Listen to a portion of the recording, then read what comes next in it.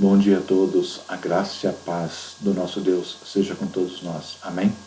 Hoje, domingo 28 de junho de 2020, mais uma aula da nossa escola dominical da Igreja Metodista em Vila Penteado. Bom, hoje é a nossa última aula do semestre, onde estamos estudando sobre legados de fé, a partir das histórias e experiências de homens e mulheres do Velho Testamento. Já temos a proposta para, a partir de domingo que vem, no próximo semestre, continuar a estudar sobre legados de fé, só que a partir das histórias e experiências de homens e mulheres do Novo Testamento. Temos certeza que essas lições têm contribuído para o seu crescimento e o fortalecimento da sua fé, e que assim possa continuar a ser no próximo semestre. Mas antes do próximo semestre, nós temos a última aula de hoje. E nós estamos então trazendo as experiências de Daniel. Mas antes de falar de Daniel, vamos lembrar que há 2 domingos atrás nós falamos sobre as experiências de Moisés e como ele recebeu um chamado e uma missão e foi muito importante para o povo de Israel. No domingo passado nós estudamos sobre José e as experiências e os desafios que ele enfrentou e como a sua vida foi importante de acordo com o plano de Deus. Hoje nós vamos falar sobre Daniel e também os desafios que ele enfrentou e como a sua experiência pode nos ajudar no nosso enriquecimento da fé. O título da lição que nós estamos propondo então é: Antes de tudo, importa servir a meu Deus. Estamos colocando o texto de Daniel, capítulo 1, versículo 8, como base para este estudo de hoje. Daniel, antes de tudo, importa servir a meu Deus. Vamos fazer um comparativo das experiências desses 3 personagens. Moisés, ele sofreu a hostilidade do poder egípcio. Desde cedo ele precisou viver longe de casa e da sua família. Desde cedo enfrentou intensa atividade na sua vida. Ele executou uma grande missão envolvendo milhares de vidas. Percebeu sua dependência total de Deus. José também sofreu a hostilidade de seus irmãos. Foi forçado a viver longe de casa e família. Percebeu que havia uma missão divina sob os seus ombros. Aprendeu a esperar no Senhor. Entendeu sua dependência total de Deus. Daniel também sofreu hostilidade. Ele foi levado cativo. Foi forçado a viver longe de sua terra natal. Foi desafiado a viver pela fé, decidiu firmemente viver a vontade de Deus e experimentou uma total dependência de Deus. Características e momentos semelhantes nas vidas desses 3 personagens que nos inspiram também a vivermos na dependência do nosso Deus. As experiências que Daniel relata no seu livro, logo no primeiro capítulo, elas ocorreram há 600 anos antes de Cristo, período em que o povo foi escolhido por Deus para ser bênção, mas se desviou dos propósitos para o qual foi chamado e foi levado cativo para a Babilônia. No ano 3º do reinado de Jeoaquim, rei de Judá, Nabucodonosor, rei da Babilônia, toma a cidade de Jerusalém. Jeoaquim e muitos do seu povo são levados cativos. Também é levado uma parte dos utensílios da casa de Deus. Nabucodonosor decide então escolher alguns dos filhos de Israel e da linhagem real e dos príncipes, jovens, em quem não houvesse defeito algum, de boa aparência, instruídos em toda a sabedoria, doutos, conhecedores da ciência, entendidos no conhecimento e que tivessem habilidade para assistirem no palácio do rei. Eles ajudariam o rei eles trabalhariam para o rei, e que aprendessem então as letras e a língua dos caldeus. O rei determina uma porção diária da comida e da bebida, e que assim fossem mantidos por 3 anos, para que, no fim desses 3 anos, pudessem então estar diante do rei.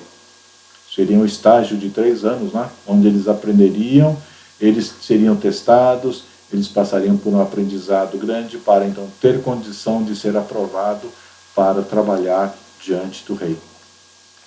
Entre estes jovens, filhos de Judá, se achavam Daniel, Ananias, Misael e Azarias, que receberam novos nomes: Daniel, Beltesazar, Ananias, Sadraque, Misael, Mesaque e Azarias, Abidnego. Daniel, lemos lá no capítulo 1, versículo 8, que Daniel propõe no seu coração não se contaminar com a porção das iguarias do rei, nem com o vinho que ele bebia. Ele pede então ao chefe dos eunucos para não se contaminar.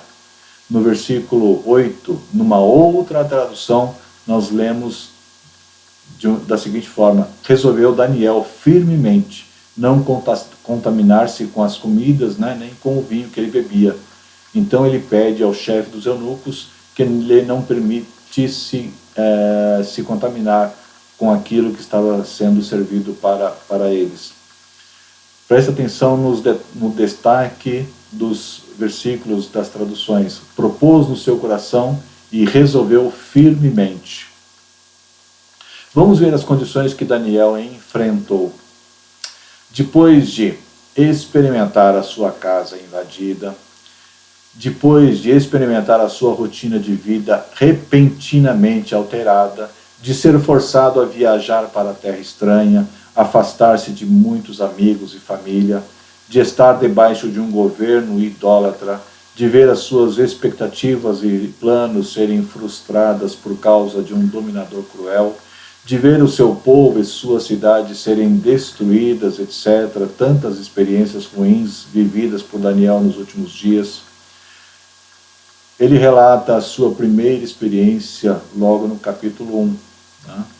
Daniel parece saber muito bem qual é a sua situação, a situação que ele estava enfrentando. Ele e seus amigos e tantos outros seriam explorados de acordo com a vontade do Império Babilônico. O que poderia fazer Daniel? Sentar e chorar? Lamentar-se e conformar-se longe de casa, retirado à força do seu lugar de convívio, dos seus amigos, da sua família, agora num lugar estranho? O que poderia fazer Daniel diante daquela situação? É certo que Daniel e tantos outros não estavam satisfeitos e não estavam felizes com esta situação. No entanto, pedir socorro para quem? Daniel então nos dá uma importante lição quando se trata da sua vida e da sua fé. Não demore para tomar uma decisão de fé. É preciso ser firme e rápido. Daniel, para isso, considerava sua total confiança em Deus.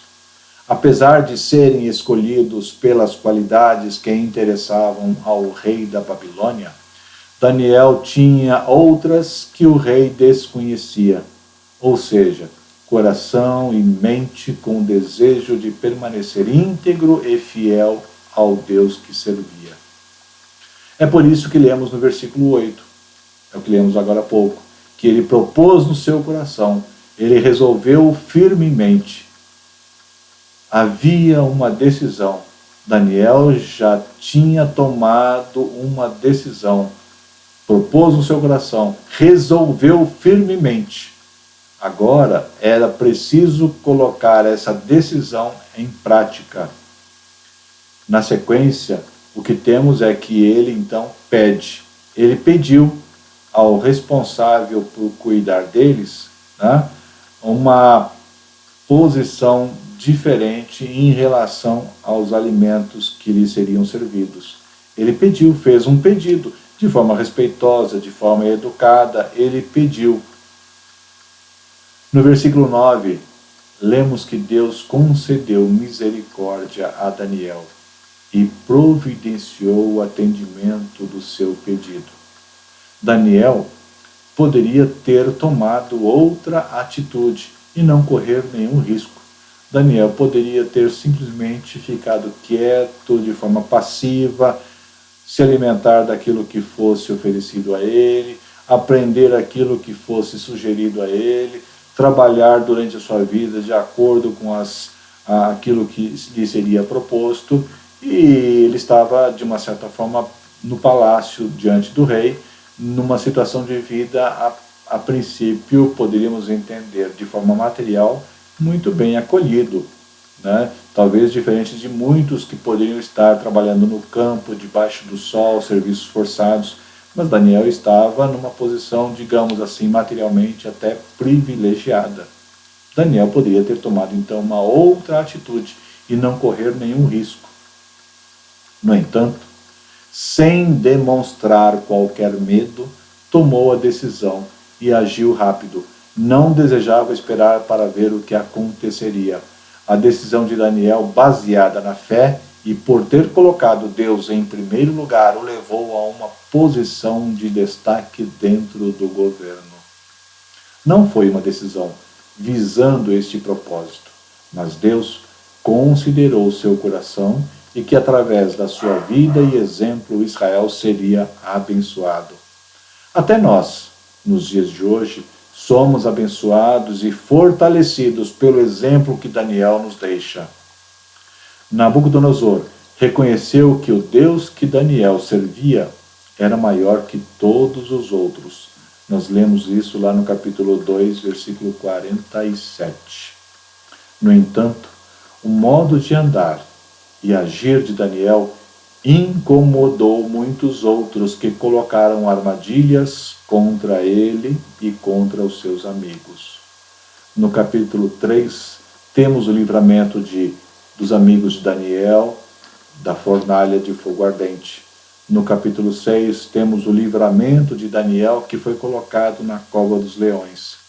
Nesses relatos, em nenhum momento percebemos Daniel aflito ou preocupado com a perseguição. Daniel se mostrou sempre seguro e firme no seu propósito, de que antes de tudo, importa servir a Deus. Daniel comportou-se de forma a honrar a Deus. Também era homem que respeitava o seu semelhante. O próprio rei tinha grande admiração por Daniel. Nós vemos isso quando o rei Dario se alegra ao ver Daniel salvo no episódio da Cova dos Leões. Daniel 6, versículo 23. Daniel, pela fé, foi firme e decidido em ser exemplo e servir, primeiramente a Deus. Daniel, pela sua conduta e caráter, recebeu a tarefa de registrar muitas profecias e revelações da parte de Deus. É o que nós vemos na parte final do seu livro.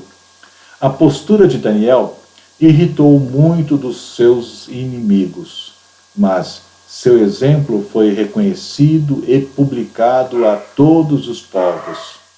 Então, o rei Dario escreveu a todos os povos, nações e línguas que moram em toda a terra: a paz vos seja multiplicada. Da minha parte é feito um decreto, pelo qual em todo o domínio do meu reino os homens tremam e temam perante o Deus de Daniel, porque ele é o Deus vivo e que permanece para sempre, e o seu reino não se pode destruir, e o seu domínio durará até o fim.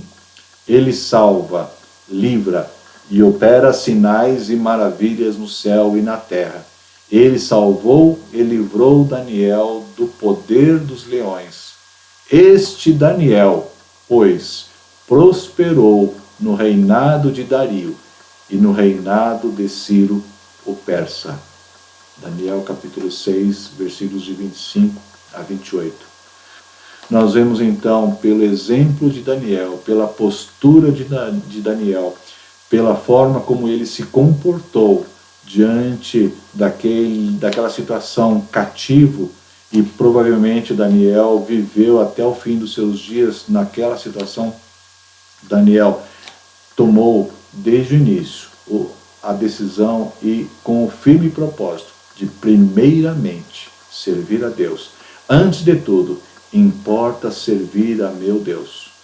Vamos orar? Pai nosso, santo é o teu nome. Muito obrigado, Pai, por este homem chamado Daniel e pelo exemplo que ele nos deixa para as nossas vidas. Muito obrigado pelo seu legado de fé, pela forma como ele se comportou na sua vida. Nós também queremos aprender e nos comportar, ó Pai, na nossa vida no século de hoje. Que nós também possamos ser exemplos, ó Pai, para tantas vidas, que através da nossa vida, do nosso exemplo, muitas outras vidas também possam ser abençoadas. Que nesse dia a tua bênção nos cubra e que nós possamos viver debaixo da tua graça, não somente hoje, mas para todo sempre. Em nome de Jesus. Amém. Fiquem com Deus e até a próxima aula. Amém. Deus abençoe.